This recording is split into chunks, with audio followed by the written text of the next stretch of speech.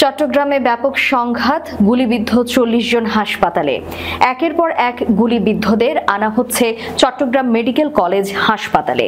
হাসপাতালে দুপুর 1টা পর্যন্ত 24 জনকে ভর্তির তথ্য নিশ্চিত করেছিলেন হাসপাতাল পরিচালক ব্রিগেডিয়ার মোহাম্মদ তসলিম উদ্দিন।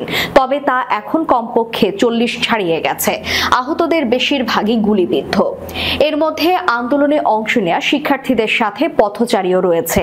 রেড ক্রিসেন্টের যুব সদস্য তাহমিদ উদ্দিন বলেন, আহতদের উদ্ধারে চট্টগ্রামে তাদের 30 জনের টিম কাজ করছে। এই পর্যন্ত তারা 5 জনকে উদ্ধার করে চমেক হাসপাতালে নিয়ে এসেছে। চমেক ছাড়াও বেসরকারি হাসপাতাল পার্ক ভিউতে 2 ছাত্রী সহ 6 জন আহত ভর্তি আছে বলে জানা গেছে। এছাড়া পটিয়াতে কমপক্ষে 15 জন আহত হয়েছে বলে নিশ্চিত করেছেন থানা পুলিশের ভারপ্রাপ্ত কর্মকর্তা মোহাম্মদ রাশেদুল ইসলাম। স্থানীয়রা জানান, মাদ্রাসার শিক্ষার্থীদের উপর স্থানীয় যুবলীগ ক্যাডার জমির উদ্দিন এই হামলা চালান।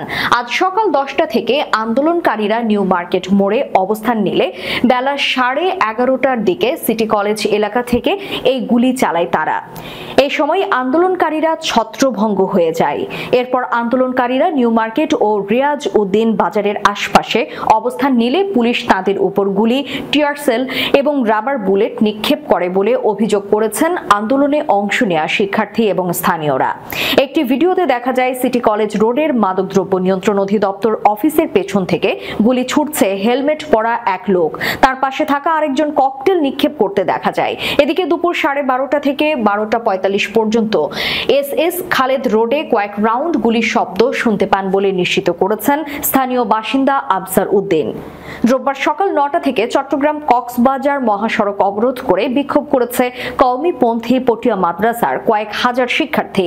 তবে আওয়ামী লীগের হামলায় দুপুর 1টার দিকে শিক্ষার্থীরা ছত্রভঙ্গ হয়ে যায়।